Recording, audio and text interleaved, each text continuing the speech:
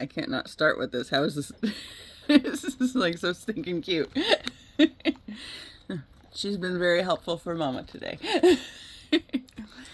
um, she's very smoochy too. She's feeling good. We got our walk in. We have played multiple times, and she's still, yeah. We're in a really good mood. Oh man, so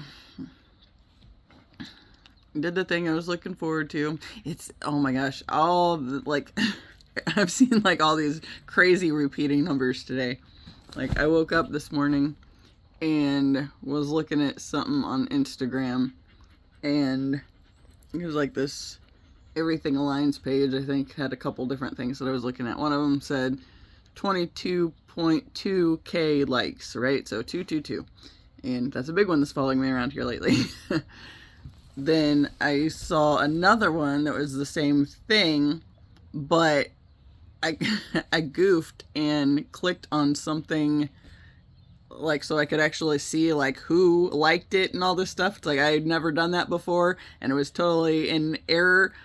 I mean, for me, it wasn't an error. For the universe, I'm pretty sure it was very much intentional to show me, because it had 22,222 likes. It's like, okay, and 270,333 views. It's like, all right, I took a big screenshot of that one. It's like, these are like kind of silly, but like they're just like nonstop. It has been nonstop today. I went to the gas station and was gonna put $10 in the car, and accidentally didn't let go for it to cut off at 10, so it ended up going to 10:15. But when I looked at how much I had put in the car, it was 3.222. It's like, all right, we're rolling with it. Caught 12:12 on the clock, and then a little bit later caught it again at 12:22. And it's just like so many things. And of course, I scheduled my thing today so it would hit 111, because I mean, just that's one of those numbers that's been following me as well. I had thought about 220 and then having it, 222, but it's like, yeah, well, that's fine. But it ended up being a little late. But I was like, I'm not gonna worry about it. We're just gonna chill. Everything's gonna be all right. And then I ended up getting 5 more minutes at the end of it, so it ended up working out pretty well. Oh my gosh, had some nervousness beforehand, and I was listening to that song that I talked about the other day, "Morning Light" by Pisk, Jamie Berry, and Octavia Rose, and it was good. Upbeat, trying not to let myself shift into that, little pessimistic streak that I have known to do in my lifetime. It is a Cancer thing as well, so all these Cancer placements. So I was doing that, and then I was enjoying it, but it's like I still feel like there's just that little hint of anxiety still that I'm not trying to let take over and consume me, right? And it's like I have no space for that right now. So I was scrolling through my dance playlist that the Pisk song is on, and came across Do the Bartman. And so I listened to that one before, and it was like, perfect, I needed this song. It was kind of funny because I panicked, because for some reason I thought it was like, at 12:58 I was like all working on the thing, or working on getting into the thing, and it's like, for some reason I had this span of time where I was thinking it was at 1. It's like, it's not at 1, it's at 1:10. But then I was having issues with the microphone, and there's 444. And I was on the verge of panicking, so I went in and started my computer up, and it's like, nah, okay, it's all going to be okay, just chill, get a hold on, or get a grip, right? I should have listened to Do the Bartman again because it's a 5-minute song, and I had at least that once I realized that I had the time goofed up. And it's so silly because I knew what time it was. It's just for whatever reason, my brain fucked it up today. But yeah, also, got in my car to take the dogs to the cemetery and go on a walk, and 666 was on the odometer, 666.0. So that was fun. Which that is not a bad number, contrary to what religion would have you believe. So yeah, this thing, this booty right here, the front end of this dog, wherever it is, she was kind of helpful. Like, I was all anxious, and like she got really slurpy, and there's 555. Damn it. Okay. They're just like constant today, and like I watched Nordic Light tarot reading, and she got everything. It's just like, I feel like I've shifted into this other timeline where lots of things are working more favorably, right? And, are lining up with, even, because I always felt like there was this part of me that was kind of stuck in this old way of being, like this old existence, very 3D existence. And difficulty getting out of that space, right? And it makes perfect sense. Like, the more I'm learning about like my birth chart and all of that stuff, as well as everything else that has played into everything in my life, it's like this whole thing is like way more divinely coordinated than I ever would have imagined. Because I feel like, especially since I spent a lot of years in the church, it's like, this is all stuff you're not supposed to learn about because it's supposed to be evil, right? It's like, it's not because it's evil, it's because you can't be controlled. If you realize that there is something much bigger out there that's literally in control of everything and guiding the whole thing. So yeah, it's like that, the whole co-creation piece, right? Where, what do you want your life to be? Because you're literally co-creating that with God, the universe, source, whatever you want to call it. It's like, it's not meant to be just like it's not meant to be everything happening to you. It's like, when you really start to piece things together at a deeper level, it's like, it's very much things happening for me. And like I've talked about the whole pendulum thing, and it's like everything just, the further you swing one way, then you got to swing as far the other way, because it's just part of the back and forth, right? So the deeper into the darkness that that I've personally gone, was to be able to hold more space for light and love and all these positive things that I thought were just like not on the agenda for me to be able to connect with. Like, I feel like, like my family was a big piece, like a big block in me being able to get to the good things. And it's like that, that karmic energetic connection where, like the whole narcissism thing, and how I was raised specifically to feed into the toxic system where the younger generations just basically sacrifice their life force to the older generations, but nobody's actually living.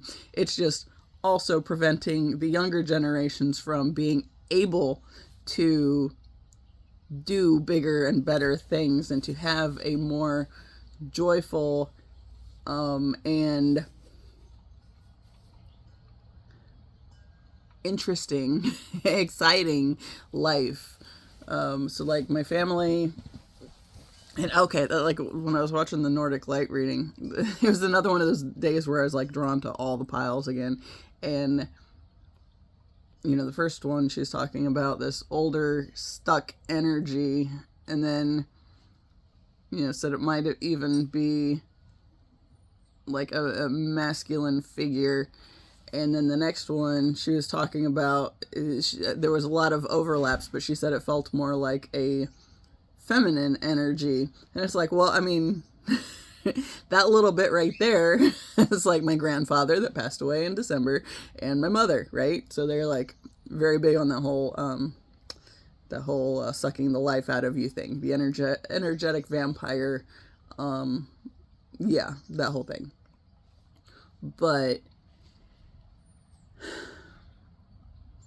the more I've been able to set boundaries and keep those in place, even though there's still like some wobbly points when it comes to, having to live with my parents right now and kind of fumbling through the boundaries a bit. But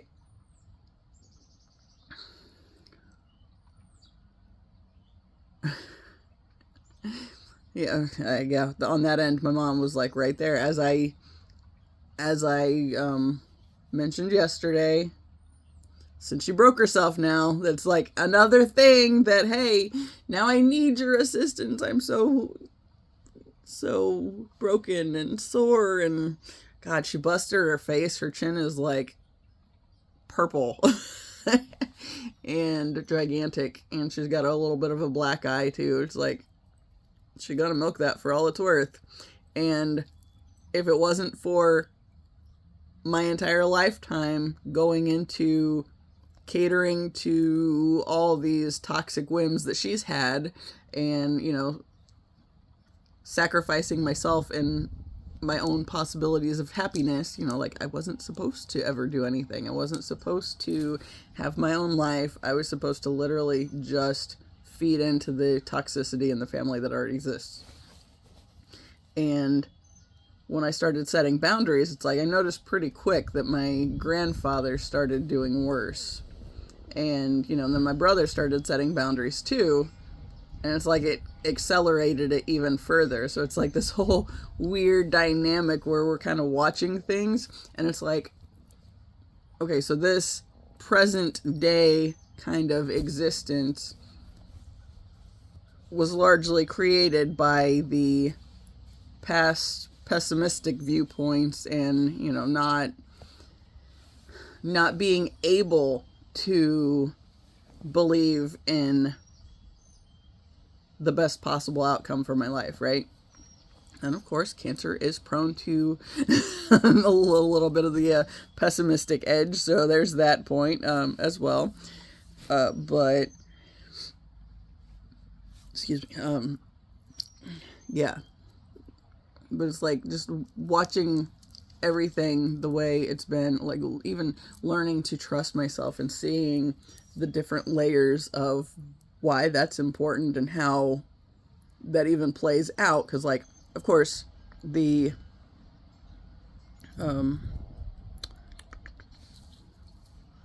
distracted by the dog hair on my pants. There's a lot of it.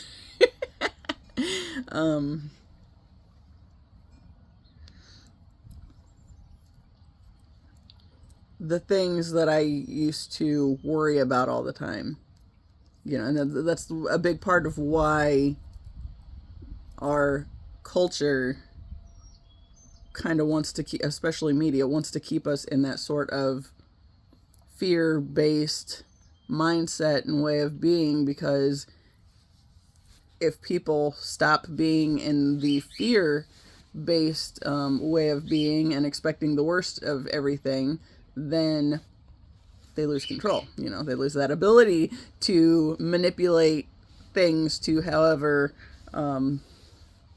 like, and politically speaking as well. It's like all of those entities, the matrix entities, if you will, like they want us to stay in a really low frame of existence, because then we can't dream better things for the world, because we're supposed to be able to want the best kind of things for our own lives, right?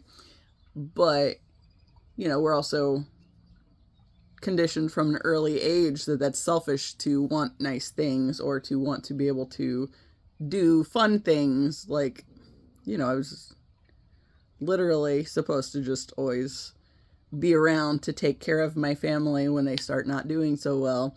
And it wasn't until I started setting boundaries with them and pushing back when I didn't want to do things that they started losing access to my energy. And it's like, whoa, this is like really powerful way to be if you can move beyond the negative conditioning and like start dreaming things that you weren't able to dream before, right?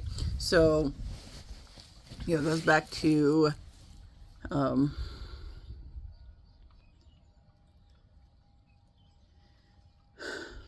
on, I'm going to pause for a second. Okay, so like when I was always focused on the negative and unable to visualize good things happening in my life, right? So like where I'm at now, like little me, this is like mind-blowing. It's like this is like a whole different level, like from what I even thought was possible. And I've talked about a lot on here about how like my existence didn't want me to believe that I was capable of having any kind of life. I've talked about like when this whole twin flame thing came up, like there was this long span of time where I was trying to figure out what I wanted for my life, what kind of life I would want to have even. And it's like, for a while, I saw, it's like the space I was able to find in like the sort of dream state, it was like everything was white, and I was like, I wasn't really capable of dreaming anything in particular. It's like, I don't know, it's just kind of basically like a blank slate, right? So like this whole, the chaos that is my bedroom now, like the whole reason this even came up as a thing, like this is not something I ever would have thought of painting my space as. Now, when I was in high school, I had this comforter and sheet set. Like the sheets were white, but they had like color splatters on them, and the comforter was black on one side and white on the other, but with the same color splatter pattern. And like, like the colors it had, so I had a couple shades of gray, pink, purple, and turquoise. I always loved that bed set, or like the bedding, but my stomach's making all sorts of noises today. But like, and I could paint, my walls were different things at different times. Like the worst. Okay. You're gonna say, because like we tried to get creative a few times, and like there was one time it did not work out at all. My walls were like this strawberry cream color, and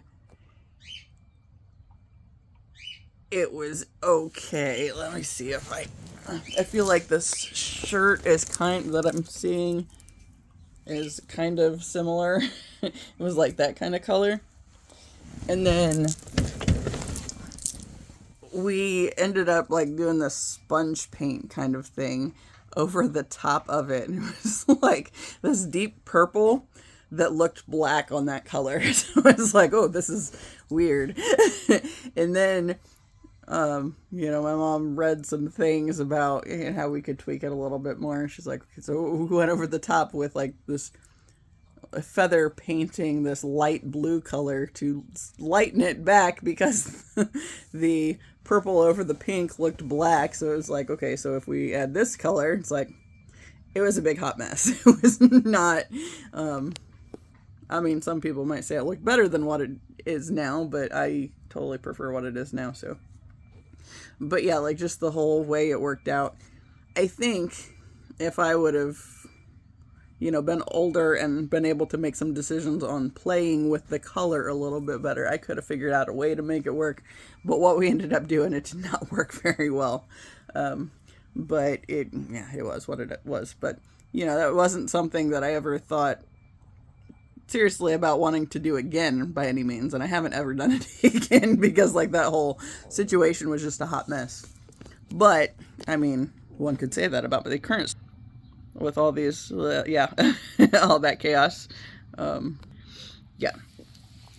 So, whatever, it is what it is. But yeah, it's everything, once I started trying to, or once I started finding myself in this sort of dream space, it's it was just blank slate. The walls were just completely white, and it's I never knew what to. I was okay, well, if I could do anything, what would I do?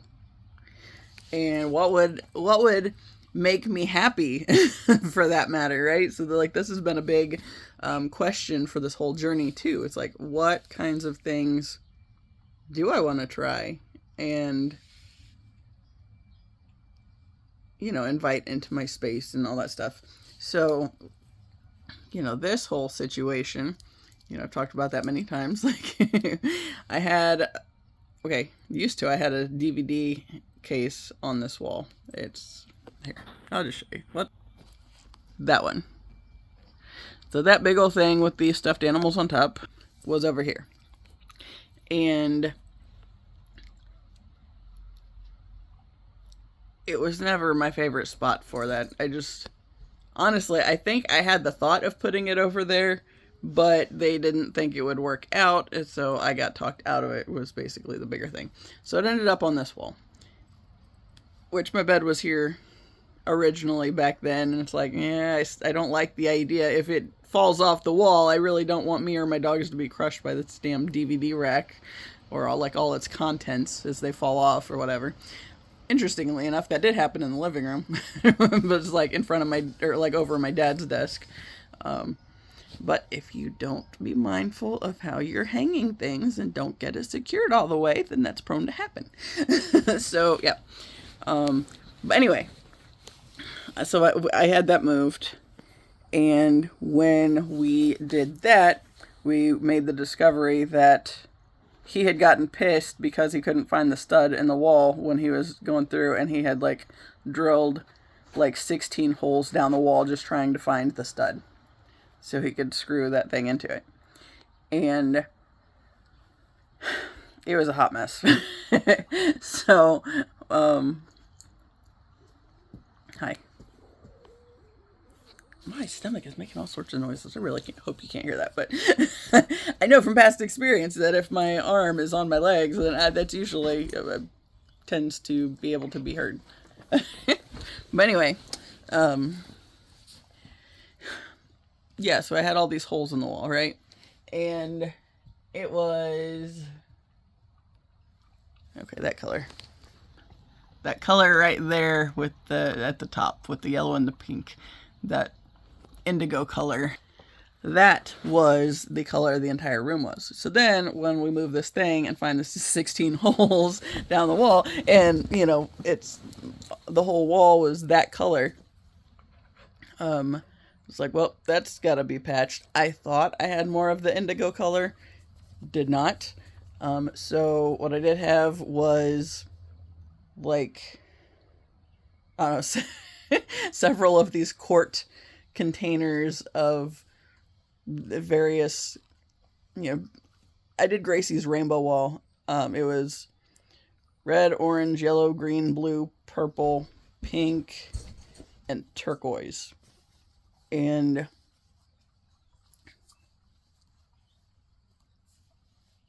when they went to leave the house that had the rainbow wall, they were going to leave the paint behind. It's don't do that, I'll take it. So I had all these containers of paint. Then I also had, this is brown color from the back here for the, right there, for the tree. I I got that color to paint these shelves that my mom had gotten, but they didn't have any kind of color on them. It's like, we got to paint that something because that's kind of icky. So I had gotten that color because it was in the clearance section at Lowe's, and I was really excited about it because I just happened to really like that shade of brown. And it's brown's not a color that I'm usually like, oh, I really like this shade, but that one I really liked. So I got that, and then had the various rainbow wall colors and all those fun things. So I put like the wall patch stuff on or in the down the holes. But when I moved the bird cage, like before I got to painting it, it's like I had a bird cage on that wall, and it covered it, like it wasn't. It was like 2 inches shorter than where the holes were at, but because it was a wide bird cage and kind of deep, that it covered it enough that it wasn't a problem. Then as I've downsized on birds because they've been dying off, and I've said ever since I moved back, I pretty much said as the reptiles and the birds died off, I wasn't replacing anything. It's like when they're done, they're done. So that's been the case. So when that I was able to get rid of that cage, and it's like now I have to do something with it. And since I didn't have any more of the other color, I did that. It's got my rainbow wall, or my tree, and the various rainbow colors in various ways. But it's like this whole space, like I've talked about like the wall that I showed first, this like the chaotic splatters. And like the other 2.5 walls, I didn't skate before I painted them. So when I went to paint them, like I had like all this chaos in my system. That's literally what I realized was had happened. Like, because I wasn't initially happy with. I mean, I didn't love how it turned out, but it's like for what it is, yeah, it's fine, But just how it seemed a little. No, here we go. Yeah, that was going to happen. I was able to pause it right before she did the bellow, I think. I'll have to verify that later, but sorry if I didn't. She saw my uncle out in the backyard with their dog, so. And the little corgi went with us today on our walk, so that was fun. But yeah, anyway, so like, because I didn't skate because I wanted to do the other walls and get them done so I could, because it was a whole project with shifting everything, and the desk was on this over on the headboard wall initially, but I like it started out over here, and then that was the game plan, was to move it over here, and it was there for a while and it was good, but then it's like, since I have less birds, it's like I really kind of wanted to be, okay, when I get up in the morning, first thing I do is go figure out what I'm going to wear, right? And so I wanted my clothes in the same room as like the rest of my stuff, or like my bedding and stuff, just so I could figure it out sooner with less steps and all that. So I decided, because, I have a dresser in here that's got like 6 drawers on it, and then I have this chest of drawers, which was in the other room until I switched those around, and because I decided eventually that I wanted this to be my bedroom again. Since I have fewer birds, the cage goes right in front of the window in the other room, which I've thought about bringing them back in here just from the standpoint of it's so much brighter in here, and I think they probably do like that a little bit better. But yeah, I don't know. Still haven't committed to anything. But since I didn't skate, there's like all this, like, it looks much more chaotic. And like that was something that was like noticeable, like all across the board. And what I realized was that's literally how I, like when I go to paint like a canvas, it's like I never know what I'm going to do, and it's like it always starts out just kind of some chaotic thing, and then it slowly starts to become something else. And what I realized with these walls was like, this was all basically just like the chaos that was in my system, because like all the family conditioning, cultural conditioning, all that stuff. And like there was so much that I've always felt was like pulling on my energy, but didn't really understand what any of that meant. I guess it's like being able to paint it this way showed me the chaos outside of my system, and it's like I've never been more comfortable and at peace in a space in my life than like being able to like lay in here and look at this freaking chaos wall and just be like, it's not in my system now. Right? So like this whole thing was leave it alone.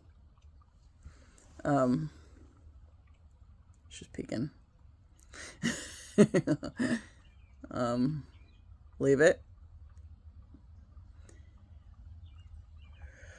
But yeah, just seeing the chaos out of my system. It's like, then I started thinking about, like I started seeing this little house with like this, like 2 bedrooms and just like the space that'll be mine, right?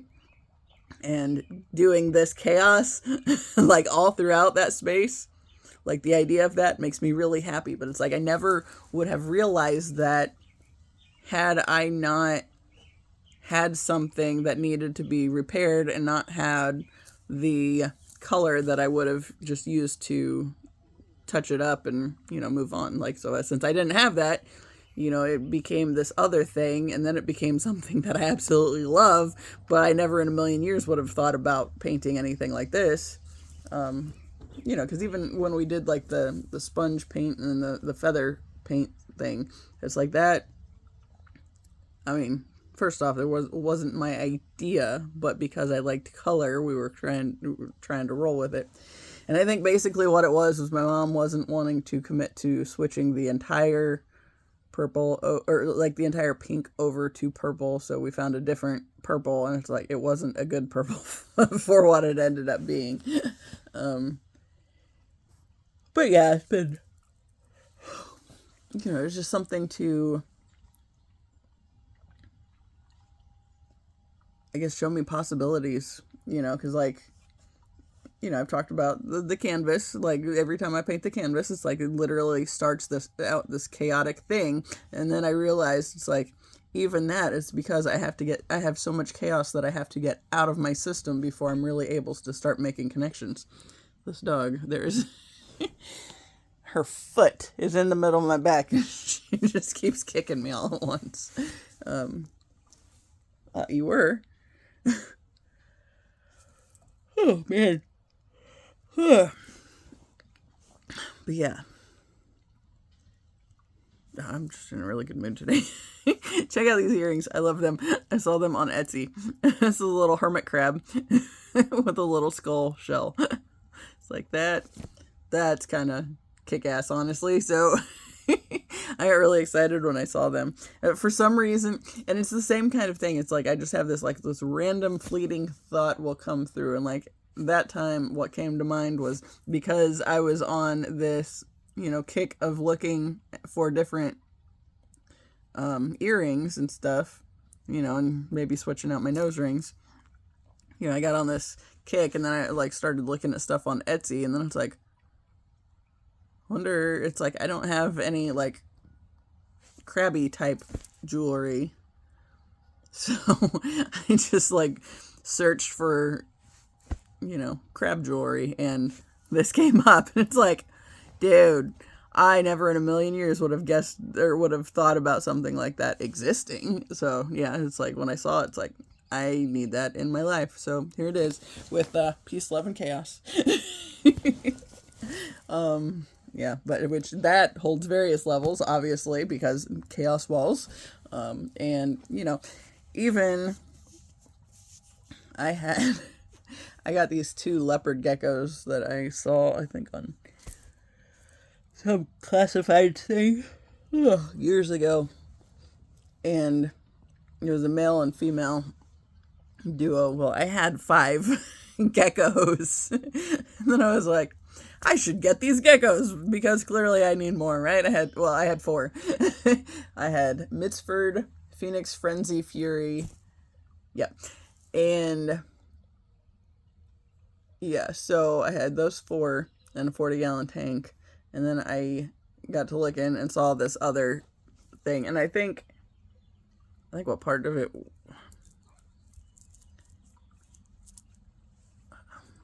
I feel like part of it had to do with getting the tank as much as anything, and then like putting them in something else.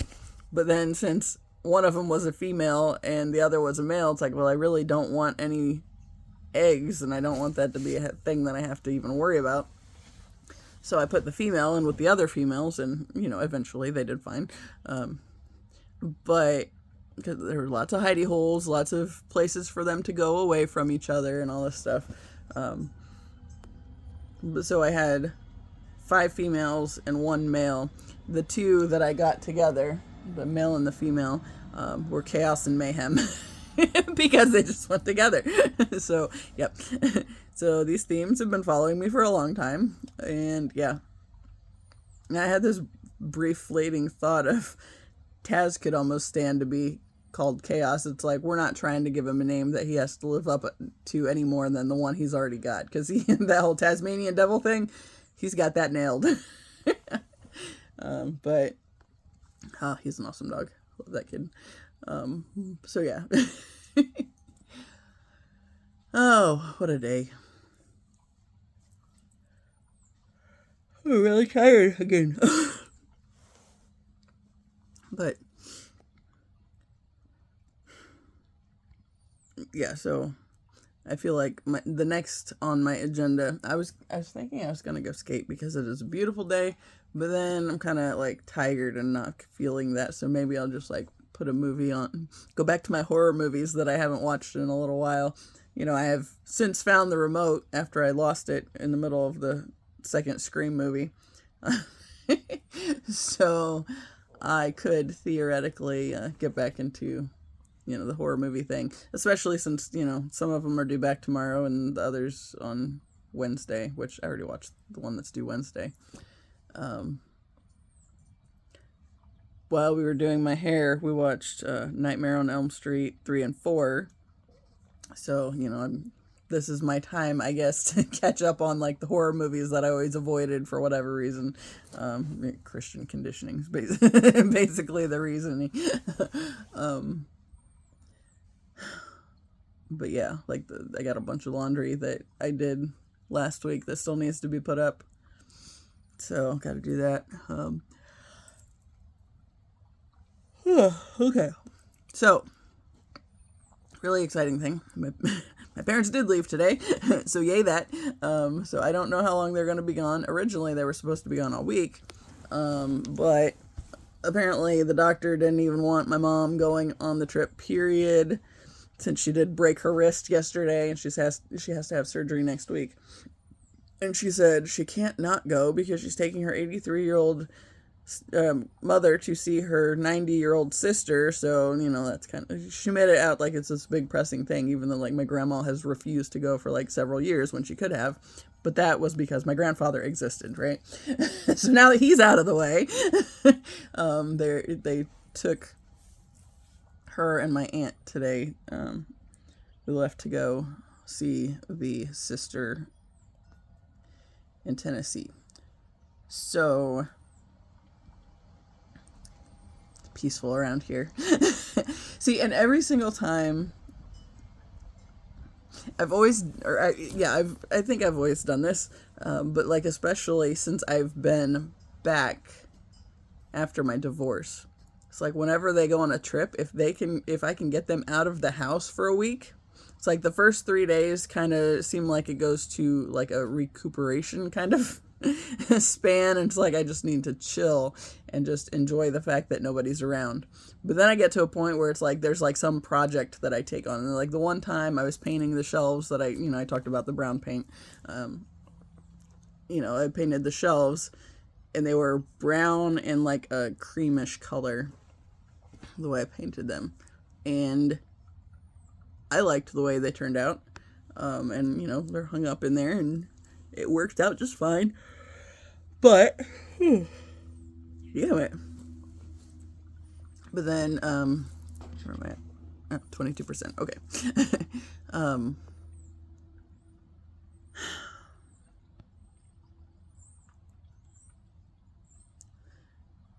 After, 2-3 days of quiet and getting to chill for a while, then like I take on some kind of project, and maybe the project this time around will be, I think I'll probably focus on my space, cleaning my room and painting my bathroom. Those are my big things. Although tomorrow I'm supposed to take my cousin to get his cast off, which I'm kind of surprised he's wanting assistance on that endeavor, because he's driving to a job interview today and work after that. So it's like, okay, whatever. But for whatever reason, tomorrow I will be taking him to his appointment to get the cast off, and that'll be the extent of it. I'm not spending the day with him or anything. I got shit to do, like walk dogs and stuff. So yeah. So there's that, and I told the one family friend that I would help her with, or help her and her husband with some yard work this week. And I don't know what all that's going to entail, but it'll get me paid, so that's helpful. And I'm going to see about getting the paint for my grandma's deck, and possibly get that done. I feel like that's more of a May job, though.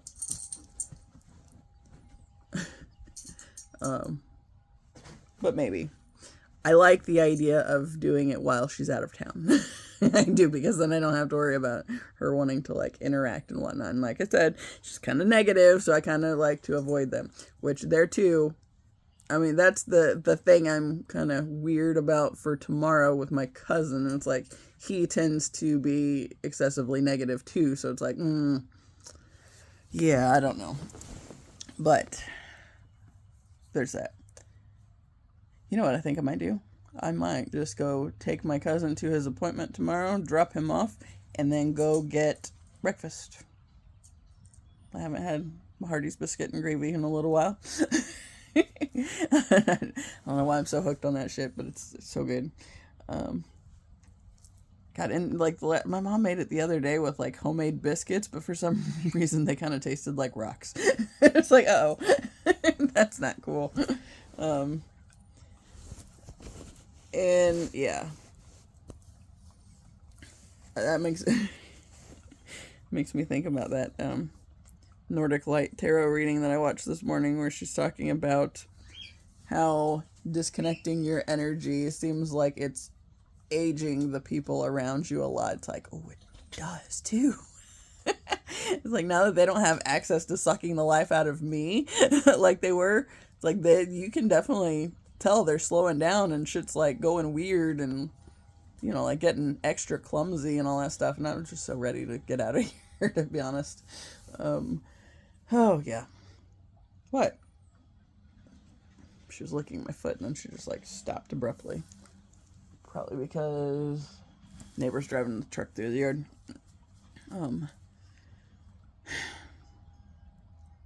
I had a fleeting thought in there that I wanted to mention, and then I lost it again. Yeah. I don't know. Like, I'm really just... It's the whole timeline thing is kind of tripping me out today, because it's like, I see... now I feel like I'm able to see my highest timeline and focus on that. And because I'm able to focus on that, it's like this other stuff, I mean, it's like kind of like having to swat flies or whatever, because it's like it's trying to get to my energy and it can't. But then, and I keep saying like all these things where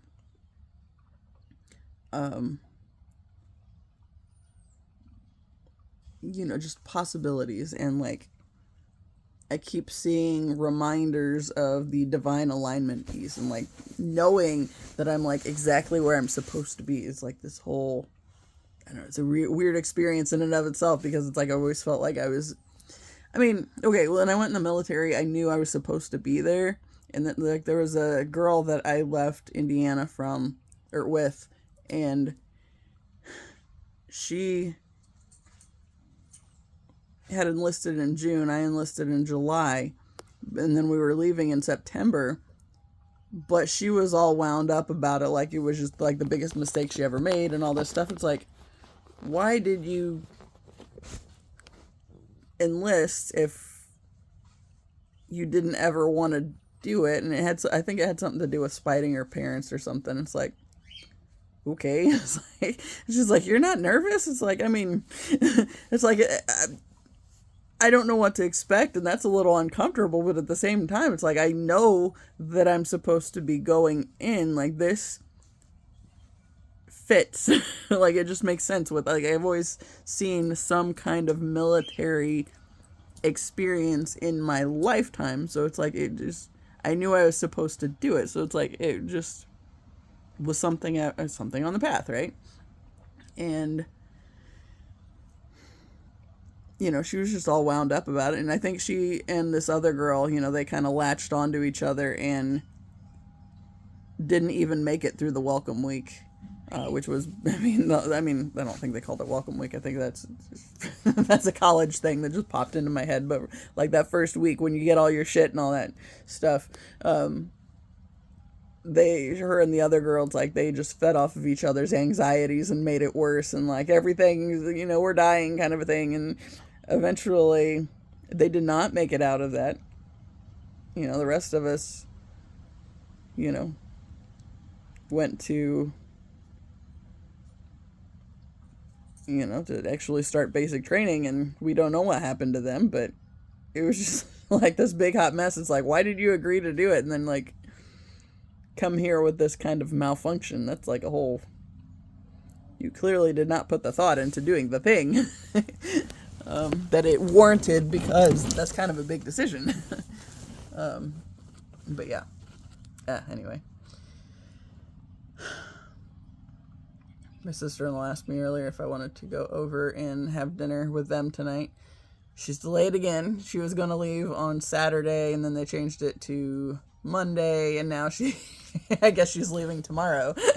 So we'll see.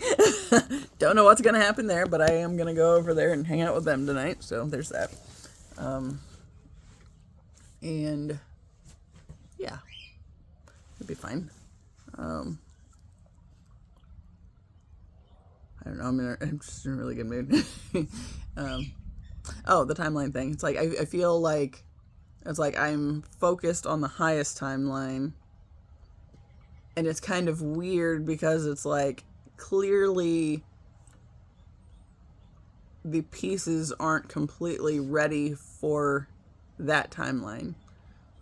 But, because it takes a little longer for things in the 3D to catch up to, the 5D experience, right? So it's like I'm focusing on the highest and like the things that I really, really want to happen. And it's like, that's all I can do. So I feel like, the universe is kind of bringing those things together, to make it possible for that highest timeline. But it's still just a weird experience to know that I'm seeing things that other people aren't seeing and probably would think I'm crazy for, which is fine. That goes back to that point of why it's been so important for me to learn to trust myself, especially, having, a family with a history of, mental illness, and whatever is mental illness, really. It's like, see, and that's something I keep telling my brother. It's like, psychology is a useful thing. But at the end of the day, it's just trying to explain things that it doesn't fully know. And like, okay, I've talked about when I had that experience when I was working at the group home. I was working night shift, and I had this night that I just got like overwhelmingly tired, and it's like, I just have to put my head down on this desk for like 5 minutes. And I did. And it was fine. But then I got scared the shit out of me. I heard my name. It's like somebody whispered my name right here. It was clear as day. And I like sat straight up and nobody's around. It's like, oh man. So that was like one of the big things, and on that end, I did work with somebody I was related to, a distant cousin, that was in there for group home purposes. So that was a weird experience in and of itself. But yeah, it's like, we all talked about, like the staff, we all talked about how it's like there's that house has some history, and we felt like it was kind of haunted, or like we'd all have some kind of weird experience. The biggest thing, it always creeped me out. I hated going into the basement to do the fridge temps. I tried to do that while the other staff, like on the evening shift, was still finishing their notes or whatever, so I could get it over with before everybody was gone, just because I really didn't want to be down there by myself when everybody was out of the house. So, or I would do it first thing in the morning as the clients were waking up, so then it wasn't creepy then either. But it's like every time I would walk from the laundry room, which is where the fridge and the freezers were, I would have to walk past the stairs to go to the fire exit in the basement, right? And make sure that door is locked, because there were occasions that people tried to sneak out that way and, sneak out, sneak back in. And, well, staff's none the wiser if they don't know that you were leaving out the basement, but I always wanted to check that and then not get, scared shitless if somebody snuck back in the middle of the night. Or invited somebody else to sneak back in the middle of the night. I don't want any of those situations. So since it was like, okay, laundry room's over here, and I have to walk out, and then kind of around, and then like down, and it's like there was the downstairs room, which was really long, and then it went into the little tornado area, which also had the door in it. And when I was walking past from the laundry room to the downstairs meeting room area, lounge thing, I don't know, whatever it was, I would have to walk past the stairs going back up to the main floor. And there were a few instances, it's like I never saw anything, but it's like always felt like this lady in like a Victorian style dress at the top of the stairs, just kind of like with her arms crossed, just kind of watching me. It's like, so then I have this night where it was like 4:00 in the morning or something. I put my head on the desk for a little bit and hear my name, and it's like, sit straight up. And I hated the windows in this place. Well, not the windows themselves, but the blinds that we had on them, like they were metallic. It's like a big mirror kind of a thing, but like not clear. It just always creeped me out when I always had like one lamp on where nothing would directly reflect onto that, and just like really creeped me out. But but it was just this creepy thing. But then like the first thing I did as soon as that I heard my name, it's like, I know I heard my name. It woke me up, and I was walking around. I made sure everybody was in bed. First thing I did, it's like, make sure nobody's on the main floor, and then go upstairs and make sure everybody is where they're supposed to be. And they were. So it was like, okay. And that was another thing. Like, there was this one client that he called him the religious nut. I know that's not very nice, but that's he drove me nuts. He was very religiously fixated and damning everybody to hell all the time, and it was just kind of a nightmare to be around. God, in my first experience with him, he volunteered to cook dinner, and so we were working together on cooking the meal, or like doing the meal prep for like, the whole house, because there's like 8 people in there. But we were doing the meal prep stuff, and he was just like, I knew he was making me very uncomfortable. So I kept going into the office, because the kitchen, it was connected to the manager's office, which had the door to close it and keep it shut from the kitchen, but also the door, to shut out the other office, like the main staff office area. It was usually open there, but like I kept hanging out in the manager's office because he was making me uncomfortable. And like, I remember, I could see the stove, and he was standing in the door, with the stove behind him. And I was just trying to find anything to keep me busy, so I didn't have to be fully engaged with the conversation he was trying to have with me. And he just like there was like this new coffee pot that they had gotten, and I was like looking at the box like really intently, like I actually gave a shit about something about it, and I didn't, because I don't even like coffee. So that wasn't my thing. But I was looking at it really intently because he was making me uncomfortable. And like, he's just standing there, and he goes, "I think I'd make a good mate." And it's like, to what? It was very, there was a span of time that I wore a fake ring to keep people from trying to have those kind of conversations with me, because I got hit on several times by clients in that job. It's like, nope. It's like, we're just going to focus on the part where I'm staff and you're client, and, we're just going to leave it at that. But yeah, but that dude especially, like, and he was, because of the fixation, he had a tendency to be really mean too. But, while I was there, when I was doing bed checks, it always bothered me to check on his room. Because it just, all it is open the door, make sure there's 2 bodies in the 2 beds, right? That's literally all it is. And no bonus, like there was not supposed to be anybody else in the bedrooms, just the 2 people that were supposed to be there.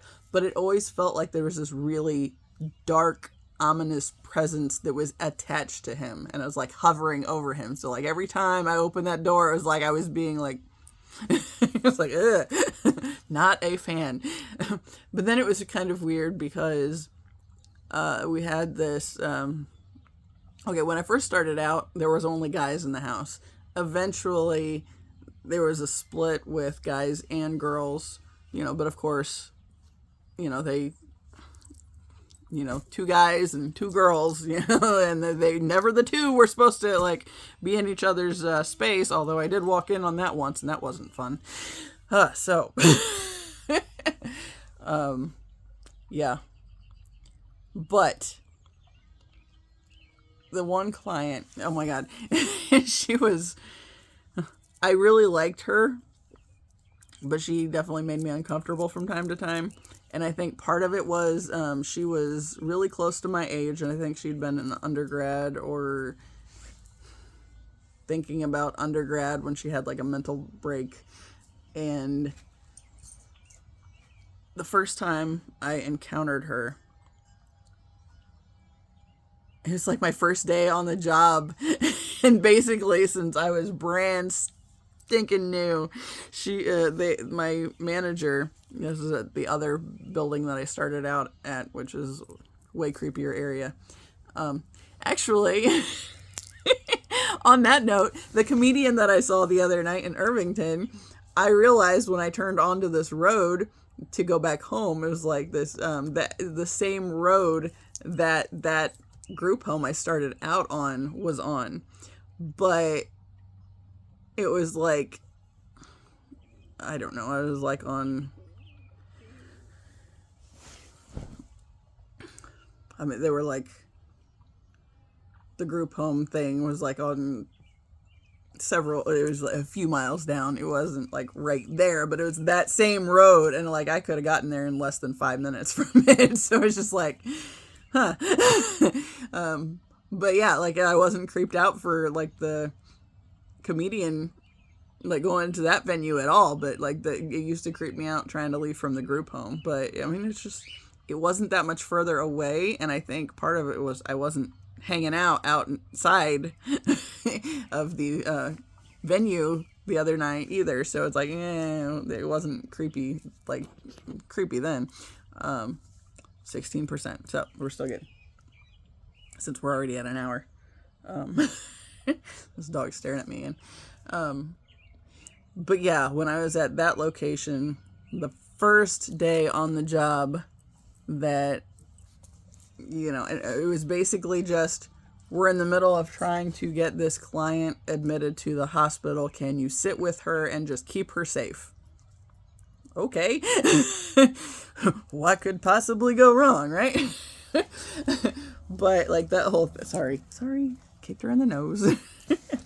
Like that whole experience, like she was very clearly having some issues with her mental illness, and she's talking about the man eating her from her, like inside her eyeballs. She was eating her inside out from the eyeballs, and she kept, some of the stuff she said was kind of unhinged. And like one thing, she like comes over and she's okay, I'm like 5'8" and a half ish. She was probably 5'9" and a half ish. So it's like relatively close to my height, but a little taller. But I was sitting in this chair trying to be chill, and she comes and stands over me, says, "So I guess the world's gonna end." It's like, maybe not. I didn't know what to do with it. It's like this whole thing. What like an introduction, that thrown straight into the fire. Here, enjoy this. This is what you're signing on for. But anyway, going back to that girl. Well, I mean, I didn't leave that girl. But like that was my first day in 2006, toward the end of 2006, and at the other location, I think when I started there in 2008, I worked at the first location for about a year and was completely exhausted just because like there's so much to it, like the whole mental health thing, and it's what I realized now, it was the energetic pull. It's like that is just an exhausting thing in and of itself, to work in mental health when like you're already sensitive to this kind of stuff, but you don't even know you're sensitive to this kind of stuff, and so you're just like there. And it's like the energy is kind of latching on, kind of a thing, and I don't know what's going on, So after about a year of this, it's like, I need to take a break. It's like, this is going to kill me. I can't do this. And so I walked away from it for a while and left, I think, the end of 2007, because it was a year. So I think November to November. And then, not right now. And then I started back at the other location, which was in the next county over, or down, I guess. And it was about 5 minutes longer to get there, but it was way more chill. And it was like that location, like that I started at, was like the last step before they go out into the community on their own, and just have people check in at their house or at their apartments, that way. Not right now. Take a break. It's like this lazy wag. She's like, I know you're not serious about this right now. You've been doing this long enough. She was I don't think she was expecting when my phone started talking back earlier, because I had that one-on-one thing. So that was kind of a weird experience. And she got really slurpy right away. It's like, okay, that's enough help. But yeah, so when I went to the other location, it was like May 2008, and so that's like where I'm starting out there. I think by the time it was, I want to say it was about a year or so before they had women in there as well. But she was one that ended up at that location. And of course, because she'd gotten out, well, I mean, because she just gotten out of the hospital, so had her meds regulated and all that stuff, and she, like, was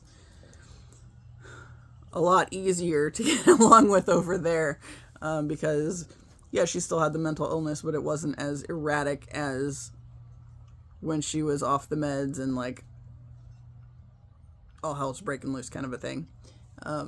But she came up to me one day and she says nobody liked that guy.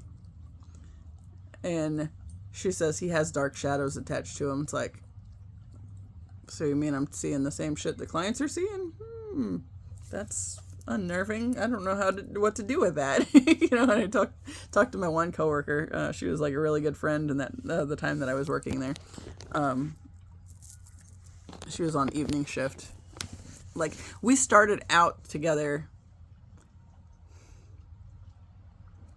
When I went back part-time. And because I knew it had exhausted me before, so it's like, I don't know that I'm ready to do that, like, all the way, like I had before. And so I went back part-time, and then after a few months, one of the night shift guys retired, and it was the part-time night shift guy. So I ended up taking on that. So I was working part-time evenings, part-time nights, which sounds better in theory than in practice because he and the other old, like, they were two 70-year-old men on night shift, right? When I started at that location, and I was part-time evenings. So I was working with this other girl on the evenings, like, pretty regularly, and she was like one of my favorite people to work with, and we were pretty good friends. So when the one part-time night shift guy retired, he and the other guy, since they were both 70, had this arrangement where I think Don worked Tuesday and Friday night. No.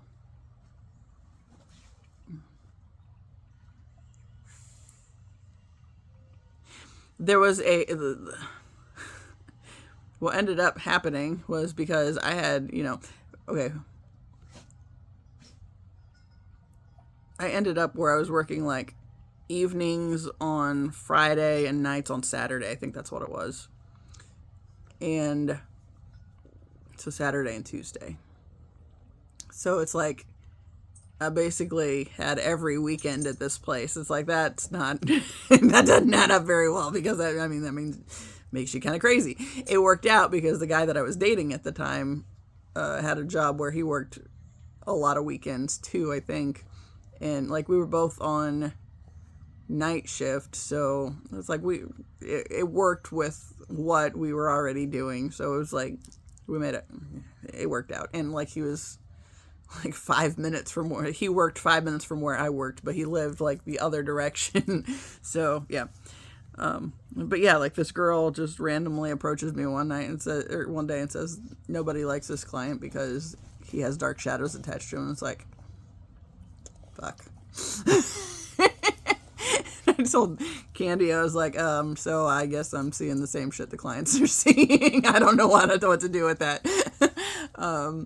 But I feel like it is at that, like, energetic level, because, like, there's so much more going on in the energetic space, and, like, spiritually speaking.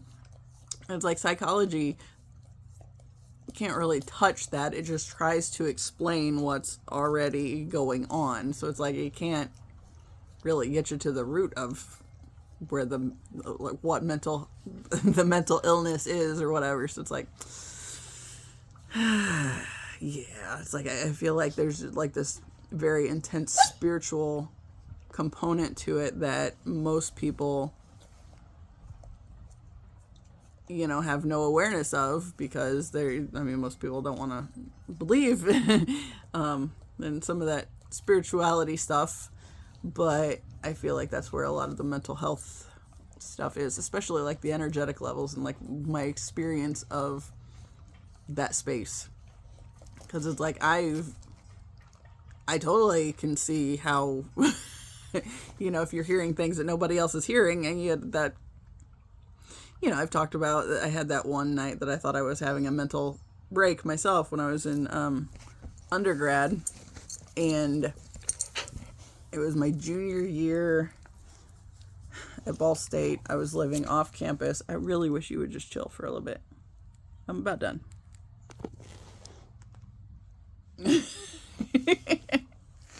It's very cute though. But yeah, like, where's I going with that? Oh, I had some weird dreams while I was there. No, take a break. Had some very weird dreams while I was there, and I had this night where it was a Friday night. I think I had a class where I got a class at 2, but when I got home, I was going to be home a couple hours by myself. I'm getting ready to lock you out the door, even if you're stinking cute. Oops. Look at the wag. But yeah, but it was like, I had this night that I knew I was going to be there a couple hours by myself. Well, and I wasn't looking forward to it. Like, the place creeped me out. And there was like this weird window in my room, it wasn't a window out. My dad said he thought it was probably like an old coal chute or something, for the house. But it was just like,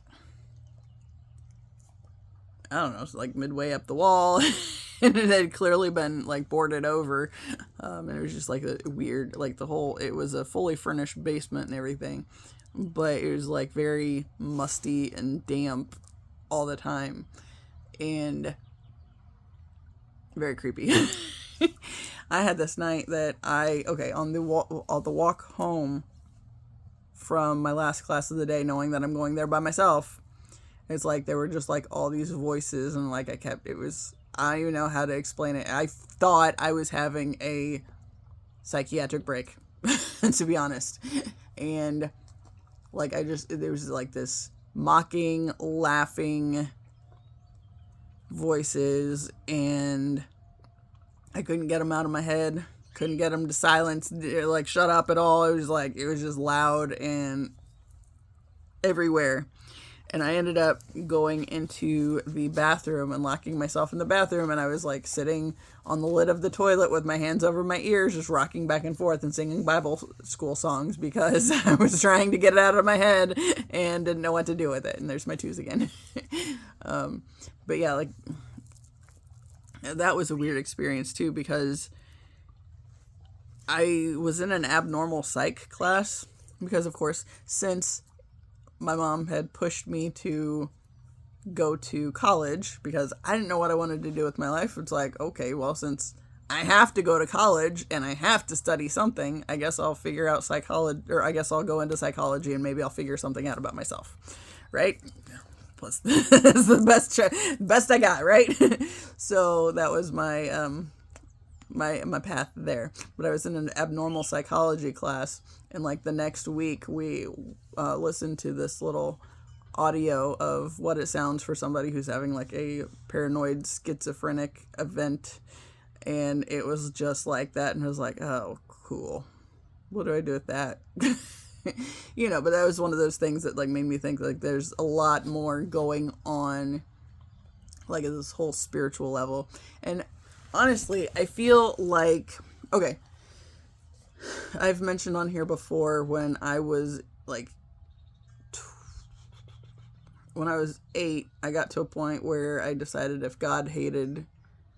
felt like God hated me, so I decided if God hated me, then I hated God, right? And then I think I was 12, and a bunch more shit was going wrong, and so I invited in the devil, if there was such a thing, and took me to a very dark place. And of course now I don't believe that there's this evil Satan figure that's like leading you to hell and blah, all these things. Like, I invited that in. There's absolutely demons, y'all. Absolutely. But as far as like this one evil figure that's like in charge of all of that darkness and all that stuff, yeah, not so much. And the reason for that is, okay, like the Hebrew scriptures has this, like the figure they have, basically the translation is the adversary. And basically the adversary feels like the ego part of all of us, right? It's the part that's trying to convince you that this is all that there is, for one thing, and kind of pull the strings on what you're seeing. So like my inclination toward the pessimistic side of things, I mean, that definitely was a feeding point for the demons, if you will, and, you know, kind of, I think, where a lot of the, like, the narcissistic types that I've been connected to in my life, where they've gotten so much of their power by sucking the life out of me, because at that point in my life, I invited it in because I thought God hated me, and therefore I hated God. And like, that's the one thing. It's like, there's never been a doubt in my mind that there's absolutely like some thing beyond some, like, all that is, you know, that's ultimately in control. But I feel like the ego aspect of it is trying to keep us from connecting with that. It keeps us in fear of the power that we have if we really step into the fullness of who we are. And, you know, a big part of that is bringing, you know, both aspects, the divine masculine and the divine feminine, into, you know, union within yourself, bringing the two parts together. You know, that's what gives you the heart, you know, they connect in the heart space. And it's like, I feel like the separation, you know, this whole 3D existence makes us feel like we're completely separated from everything, but in truth, we're all divinely connected. We are all a piece of this bigger puzzle that's playing out. And like, you know, 19 speak to the connectedness of things, and I'm seeing that's another number that I'm seeing everywhere. And I've talked about how, you know, twin flame's birthday, but also, you know, my friend Tyler that passed away, and started my healing journey, like really, like really giving me the kickstart into it. He was kind of the healing catalyst, if you will. You know, like his death was the thing that ended up giving me space to start finding myself again. You know, but I had to like really start making sense of the stuff like around me that wasn't working, like any of the connection with my ex, period. Like that whole thing was just like a toxic thing that, you know, but because I wanted to understand how people get into situations they feel they cannot get out of, and, you know, how they get there and feel so stuck, you know, the things that contribute to making that happen, making them feel that way. So I can kind of work through that in my own experience, because that's how you do things. If you want to learn something, you're going to have to dive all the way in to like really start making sense of it and have the experience in and of it. Yeah. Have the experience itself, yourself. You know, so there were like all these different layers of things that ultimately invited in the different layers of the density that has been consuming my life force energy. But what it looks like at this sort of broad level is just like the family stuff. But when you get more closely connected, like when you're really starting to look around, it's like this whole 3D existence is the illusion, right? Because we're all connected. Like everything is connected, and it's like we are all part of the divine whole. So like even the stuff that is bad or dark or negative or whatever, like those things, it's like even they serve their purpose because there is no growth without suffering. And if you have nothing that is pushing you to do the work to begin with, then, I mean,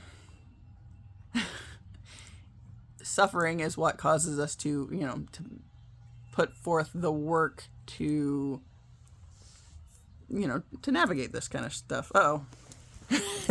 I'm at 5%. My phone just went real dim. Let me come over here. Okay. Plugged in. That's my slow charger, so, yeah. My little alien dude. Haha. God, that looks very green now. I don't know if it was just because of the lighting over there or what.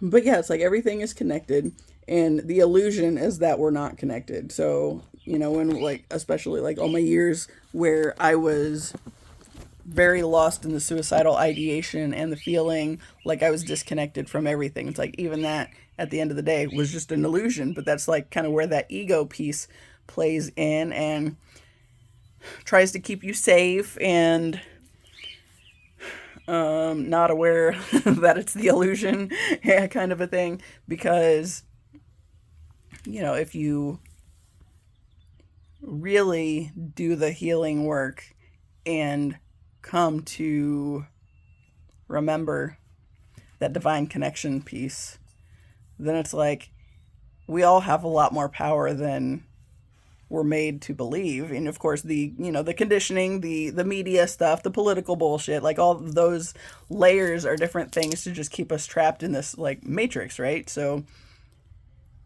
the only the only way to work through that is you have to have the experiences within the matrix system that make you realize that this stuff isn't working for me because of X, Y, and Z. And because it's not working at these levels, you have to kind of push through to find the things that do work, right? And to find where the happiness is at, right? So, I've talked a lot on here about like the whole twin flame thing being literally the thing that has kept me moving forward when I am excessively prone to completely shutting down and, going full crab and just hiding in my shell and never coming out. There's been a lot of those things along the way that have kept me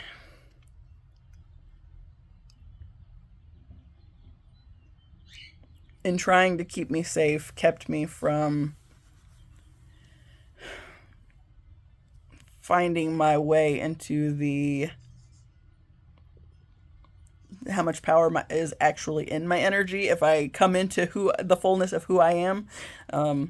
Even though, we're all a part of the divine. None of us are the whole picture ourselves, right? We're just a little itty bitty piece to the grand puzzle, but we're all very much connected, and like all things affect other things, even if we don't realize it. So like, when I was, when I invited in the darkness, what that also did was bring that in for a lot of other people that I'm closely connected to. And like, I feel like that's the people that I haven't connected with just yet, like the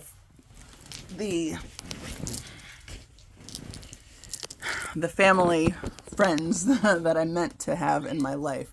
Like, I feel like we're all here for the same purpose. And I've talked about like a lot through like the metal music community, how, that's basically a big family structure on this, this thing. And, because the world would have you believe that, if only because of the music we listen to, that we're somehow bad on that end, and then we go into this dark space of believing that to be the case, believing these things to be true of us because everything in our life is showing us that, I mean, for whatever reason, we're apparently just bad, right? So, as we're able to, but like that's literally what we're here for. That goes back to that transmuting piece, which I've talked a lot with. Like, I think it's kind of a little bit of a generational thing, but of course there are, outliers, and there are places where like everything is a shift. So it's not like just one group of people is the whole thing on the like this transmuting thing. I think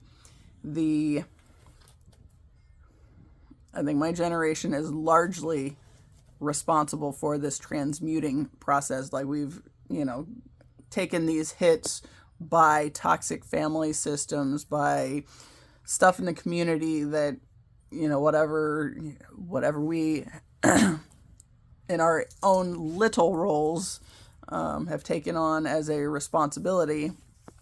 It's like we're all like this divine, it's the perfect mix of these various things that make us who we are. Everybody is unique in, like, no two people have exactly all the same stuff, right? And you can line this up with the astrological things as well. Like with excuse me, how, like if you get acquainted with your birth chart and like figuring out what you're here to do, it's like you can find places where everything, like there's something that kind of points to the things that happen. Like for me, and apparently something with Neptune in the 6th house or Sagittarius, I don't know like what it is, but I like commented on something on Facebook like a couple years ago, and somebody said something about, there was a bunch of different placements that I mentioned in there. At one point, somebody saw my Cancer placements and was like, "Oh, what did you do in a past life?" It's like, yeah, I don't know. I don't know what I agreed to in this one, but I mean, we're taking on a bunch of shit. But then there was like somebody was talking about how I like something with, I wanted to say it was the Neptune in 6th house, and I don't know if it had anything to do with the Sagittarius aspect of it so much as Neptune in the 6th house had to do with like pets. And like I've always been really close to my pets. I've always loved my pets, and I've always had a bunch of pets. I've had hamsters, I've had guinea pigs, I've had cats, I've had dogs, birds, reptiles. Like, I've always had a lot of animals, right?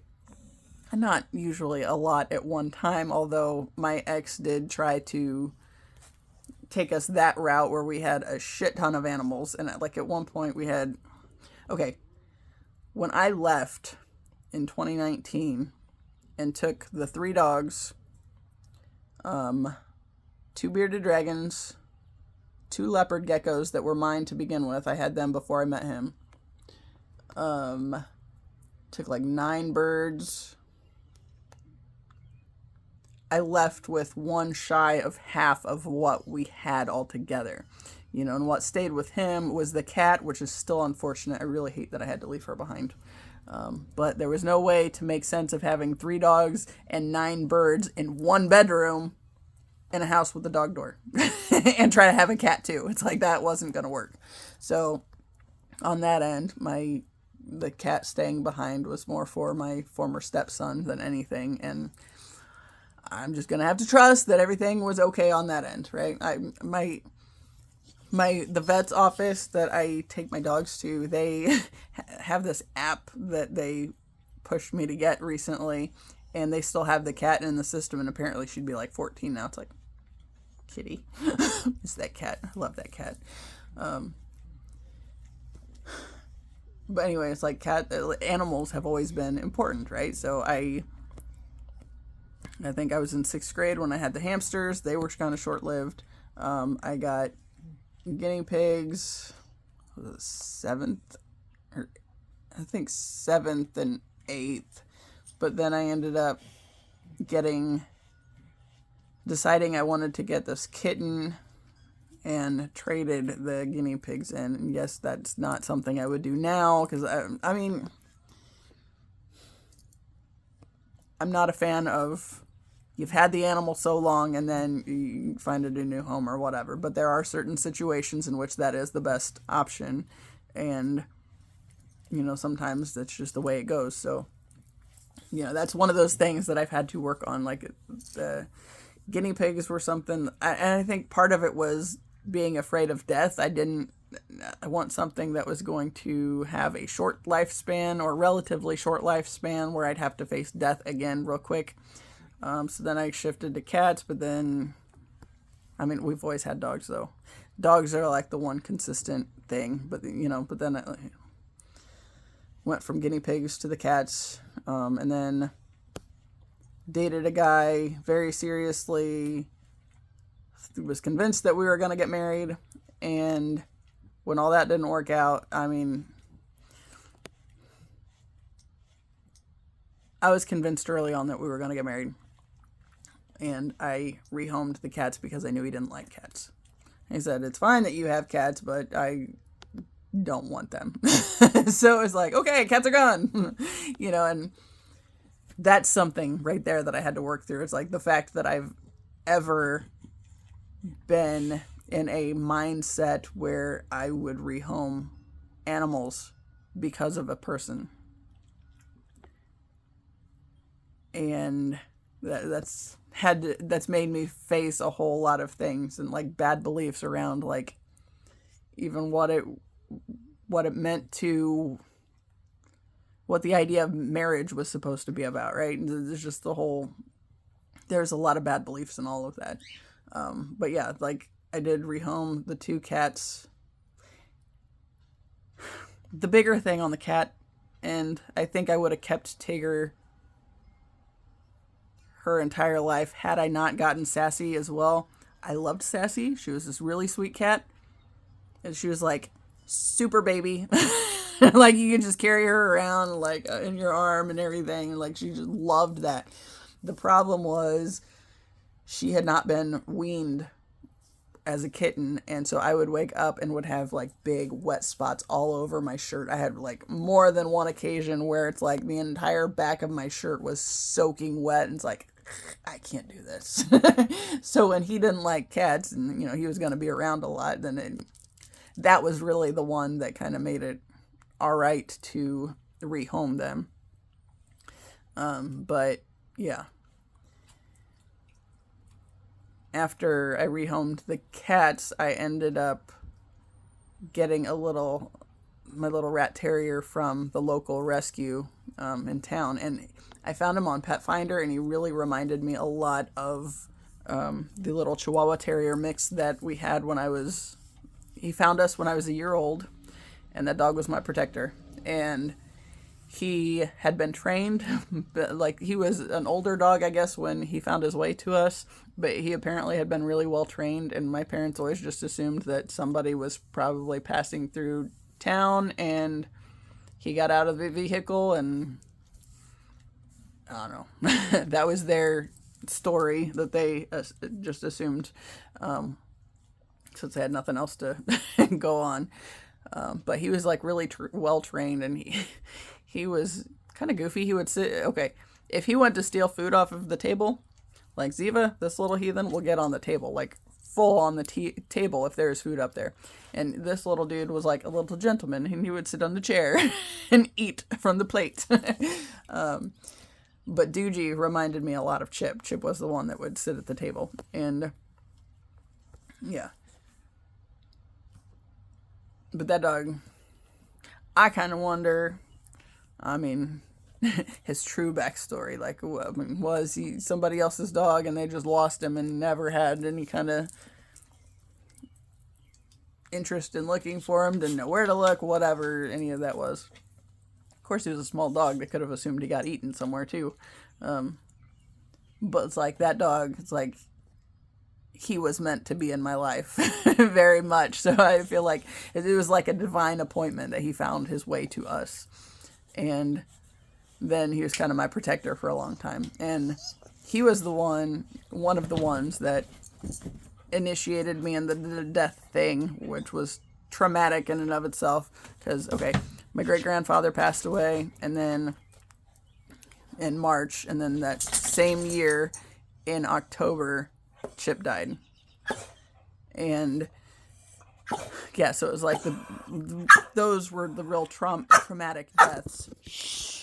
But then it's like I had a real big aversion to it, and I was terrified of death, and yet obsessed with it at some level. There was a lot of suicidal ideation and all that stuff. Stop. You're going to have to wait. I'm almost done. Go out the room or I'm going to shut you up. No, stop. Yeah. I don't know. Stop. Yeah, it's just, I don't know.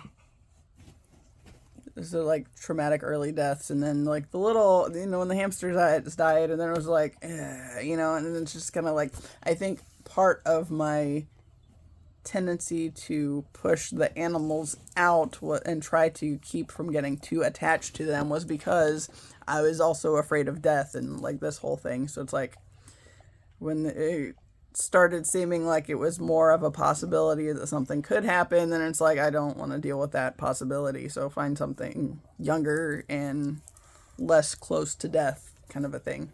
And I know that's probably not, that's a really weird way of looking at it, I guess, but at the same time I kind of feel like that did have something to do with it, and I don't know. I mentioned that the Neptune thing, but then that makes me think of like the pattern app that I talk about a lot. I was looking through screenshots trying to get the information about the part of my chart that talks about Uranus square my Venus in Leo. And as I was doing that, I found something that I think I realized where part of my confusion came in at. One of the things that has come up on the Uranus thing is apparently I have a Uranus complex. And it says, not everybody has this part of their chart, but you do. And so I don't even remember what all of that specific part entails. I put it on yesterday's video, like a little comment on it. But then I know I also have this Neptune complex, which also not everybody has, but I do. It's like, the hell, man. So it's like I feel like even these are like a big clue on like some of the weird crap that's happened in my lifetime, and like because I was conditioned to believe that like astrology and numerology and all these ology things were like somehow bad because they go against what the Bible says, right? And it's like, nah. I mean, even the wise men found found Jesus because they were following the stars, y'all. So yeah. So for the church to suddenly have all this, to create all this other stuff saying that it's bad, it's like, no, that's why I'll go right back to the church teachings are kind of bullshit. So we are now at the time of the day where everybody is realizing they've been gone so many hours that they're thinking it's probably about time for them to come back. So they're getting all wound up. And it's about dinner time, so yeah. But yeah, anyway, like the Uranus complex, the Neptune complex, it's like, what else we got going on? So I'm going to have to pay for this damn app because there's like so much to it. It's like there's so much more I want to learn, and I just don't know. I don't know. Stop.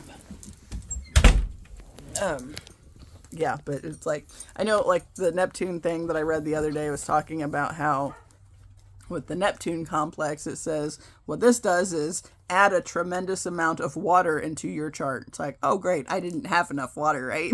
I talked about, okay, I have my Cancer rising sign is in the first house. My Cancer sun, moon, Mercury, and Mars are in the 12th house. And then I was born in 1983, which in the Chinese zodiac it's a year of the pig, but apparently it rotates through the elements, and so 83 was the water pig. It's like, oh, cool. So there's more water. And then I read this thing that says, even if you don't have a lot of water in your chart, then Neptune comes in and adds a whole lot of water. It says it adds a tremendous amount of water. It's like, oh, cool, because I didn't have enough of that already. So it's like, let's find all these different layers of like how this water component is like all over my lifetime and like making things weird. And it makes perfect sense on why the mental health stuff has been a concern as well. But, you know, of course, 12th house has to deal with like spirituality and stuff. So, of course, there's that whole focus as well. But yeah, anyway, I'm going to go ahead and wrap it up and feed these guys and get ready to go over to my brother's house to hang out for a little bit and possibly throw this damn thing for this dog because she keeps bringing it to me. And I shut the door, which pissed her off because the others were barking. So now they'll be pissed too because they're outside and she's inside. But here we are. Such the drama is our life. Anyway, wrap it up and go do these things and probably spend some time writing. But also got to watch the video and do all that fun stuff. So anyway, as always, I appreciate you. Until the next time. See ya.